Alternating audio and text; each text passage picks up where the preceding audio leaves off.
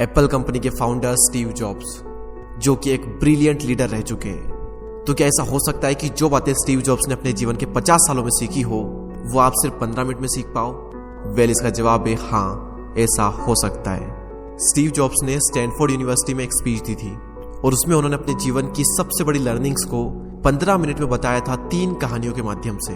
मैंने अपने एक सेमिनार में ऑडियंस से पूछा था कि आप में से कितने लोगों ने स्टीव जॉब्स की स्टैनफोर्ड कमेंसमेंट स्पीच सुनी है। तो उसमें से सिर्फ 1-2 लोगों के हाथ खड़े थे, बाकी किसी ने भी नहीं सुनी। और उसमें से कईयों ने सिर्फ इसलिए नहीं सुनी क्योंकि वो स्पीच इंग्लिश में है।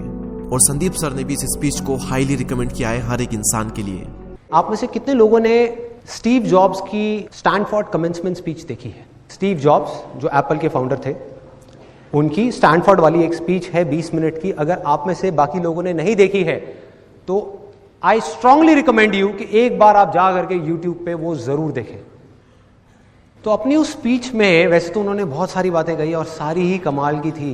तो आज शब्द सारे स्टीव जॉब्स के हैं। मैं तो बस उन्हें आवाज देकर हिंदी में और बहुत ही आसान भाषा का प्रयोग करके आप तक पहुंचा रहा हूं, ताकि कोई भी ऐसा ना हो जो विश्व की सबसे बेहतरीन स्पीच को सिर्फ लैंग्वेज बैरियर की वजह से ना सुन पाए। तो मन को सारी चिंताओं और बाहरी विचारों से मुक्त कर दें। आज आप वो सुनने वाले हैं जिसकी वजह से आपकी जिंदगी में एक विस्फोटक परिवर्तन आ सकता है। इस स्पीच को सुनने के बाद में आप आंदोलित हो उठेंगे। तो आइए बिना किसी देरी के हम शुरुआत करते हैं। धन्यवाद।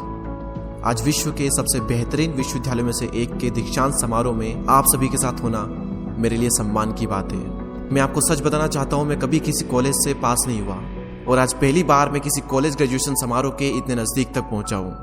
आज मैं आप सभी को अपने जीवन की 3 कहानियां सुनाऊंगा। ज्यादा नहीं, बस 3 कहानियां। पहली कहानी है डॉट्स कनेक्ट करने के विषय में। रीड कॉलेज में एडमिशन लेने के बाद मैंने 6 महीने के अंदर ही पढ़ाई छोड़ दी थी, लेकिन मैं उसके 18 महीने बाद तक वहां किसी तरह आता जाता रहता। तो सवाल यहाँ पर यह आता है कि फिर मैंने कॉलेज क्यों छोड़ा? वेल, इसकी शुरुआत मेरे जन्म से पहले की है। मुझे जन्म देने वाली माता एक यंग अविवाहित ग्रेजुएट स्टूडेंट थी और वो चाहती थी कि मुझे कोई गोद ले ले, लेकिन इसी के साथ वो ये भी चाहती थी कि जो भी मुझे गोद ले वो कॉलेज ग्रेजुएट जरूर रहे। और इस प्रकार पहले से ही सब कुछ सेट था। मैं एक वकील और उसकी पत्नी के द्वारा एडॉप्ट किए जाने वाला था, लेकिन जैसे ही मैं इस दुनिया में आया, लास्ट मिनट पर उन्होंने अचानक अपना मन बदल लिया और उन्होंने कहा कि उन्हें तो एक लड़की चाहिए थी। इसीलिए आधी रात को मेरे माता पिता को कॉल किया गया, जो कि वेटिंग लिस्ट में थे, और उन्हें कॉल करके बताया गया कि हमारे पास में एक बेबी बॉय है, क्या आप उसे गोद लेना चाहेंगे? और उन्होंने तुरंत हाँ कर दी। लेकिन बाद में मेरी जन्म देने वाली माता को पता चला कि जिन्होंने मुझे गोद लिया है वो कॉलेज ग्रेजुएट नहीं है और पिता तो हाई स्कूल पास भी नहीं है, और इसीलिए उन्होंने अंतिम एडॉप्शन पेपर पर साइन करने से मना कर दिया। लेकिन फिर कुछ ही महीने बाद मेरे होने वाले माता पिता ने मेरी माँ को वचन दिया कि हम इसे कॉलेज जरूर भेजेंगे, और इस वजह से उसकी माता मान गई और फिर मुझे अडॉप्ट कर लिया गया। और कुछ इस तरह मेरी जिंदगी की शुरुआत हुई। और 17 वर्ष के बाद में मैं कॉलेज गया, लेकिन गलती से मैंने स्टैनफोर्ड जैसा ही एक महंगा कॉलेज चुन लिया। मेरे वर्किंग माता पिता की सारी पूंजी पढ़ाई में खर्च होने लगी और 6 महीने बाद मुझे इस पढ़ाई का कोई भी महत्व नहीं दिखाई दे रहा था। मुझे कोई आइडिया नहीं था कि मैं अपनी जिंदगी में क्या करना चाहता हूँ। कोई आइडिया नहीं था कि किस तरीके से कॉलेज मेरी मदद करेगा अपनी जिंदगी में कुछ करने के लिए। और यहाँ पर मैं अपने माता पिता की जीवन भर की पूंजी पढ़ाई में खर्च करता जा रहा हूँ। और इसीलिए मैंने कॉलेज ड्रॉप आउट करने का डिसीजन लिया और यही सोचा कि जो होगा अच्छा होगा।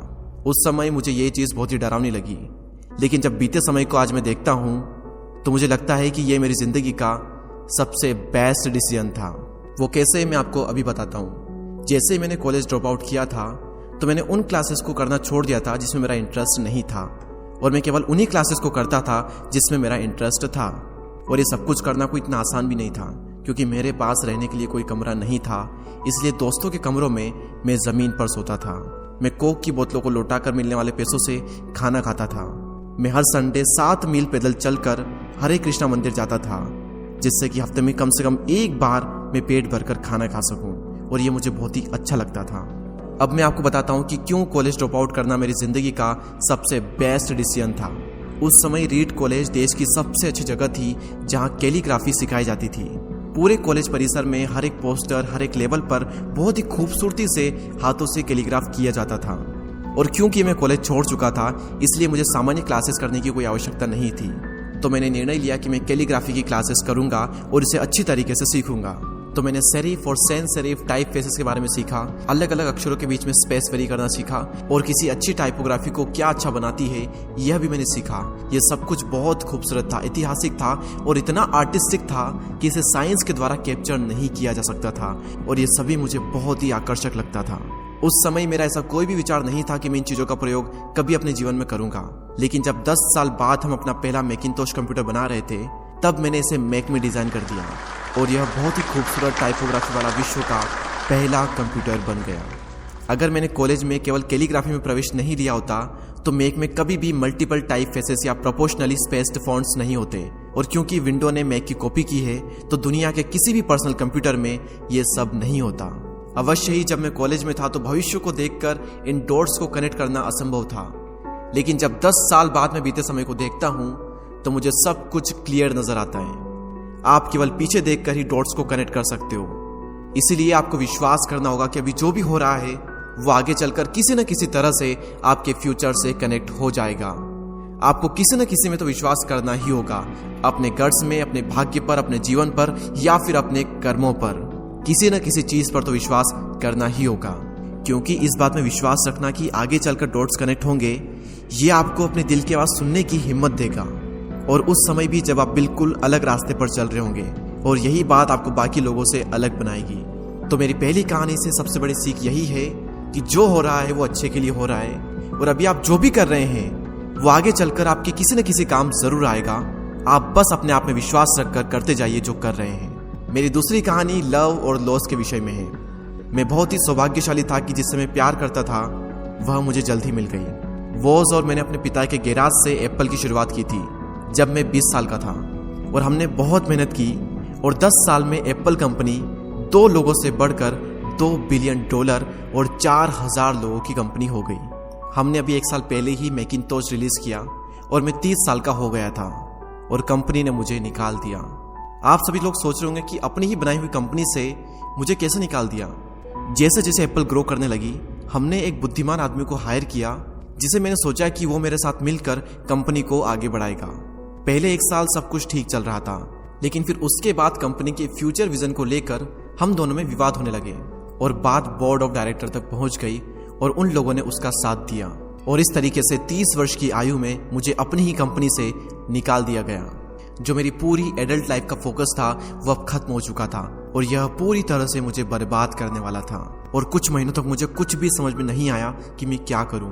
मैं एक बहुत बड़ा पब्लिक फेलियर था और एक बार तो मैंने वैली छोड़कर जाने का भी सोचा, लेकिन धीरे धीरे मुझे एहसास हुआ कि मैं जो काम करता हूं मैं उसके लिए अभी भी पैशनेट हूं। एप्पल में जो कुछ भी हुआ उसकी वजह से मेरे पैशन में थोड़ी भी कमी नहीं आई। मुझे उन्होंने अस्वीकार कर दिया, लेकिन फिर भी मैं अपने काम से प्यार करता हूँ और इसीलिए मैंने एक बार फिर से शुरुआत करने की सोची। मैं उस वक्त ये नहीं देख पाया था, लेकिन अब मुझे लगता है कि एप्पल से निकाले जाने से अच्छा मेरे साथ कुछ और हो ही नहीं सकता था। सफल होने का बोझ अब बिगिनर होने के हल्केपन में बदल चुका था। मैं एक बार फिर से स्वयं को बहुत ही हल्का महसूस कर रहा था और इसी आज़ादी की वजह से मैं अपने जीवन के सबसे क्रिएटिव पीरियड में चला गया। अगले 5 सालों में मैंने एक कंपनी नेक्स्ट और दूसरी कंपनी पिक्सर शुरू कर दी, और इसी दौरान मैं एक बहुत ही अद्भुत महिला से मिला जो कि आगे चलकर मेरी पत्नी बनी। पिक्सर ने विश्व की पहली computer animated movie toy story बनाई और आज के समय यह दुनिया का सबसे सफल एनिमेशन स्टूडियो है। और एप्पल ने एक अप्रत्याशित कदम उठाते हुए नेक्स्ट को खरीद लिया और मैं फिर से एप्पल में चला गया। आज एप्पल नेक्स्ट द्वारा विकसित की गई टेक्नोलॉजी का उपयोग करती है। तो यहाँ पर मैं पूरे विश्वास के साथ में कह सकता हूँ कि अगर मुझे एप्पल से नहीं निकाला गया होता तो ये सब कुछ मेरे साथ नहीं होता। यह एक कड़वी दवा थी, लेकिन मेरे विचार में एक मरीज को इसकी जरूरत थी। कभी कभी जिंदगी आपको इस तरह की ठोकर मारती है, लेकिन आप विश्वास मत खोइए।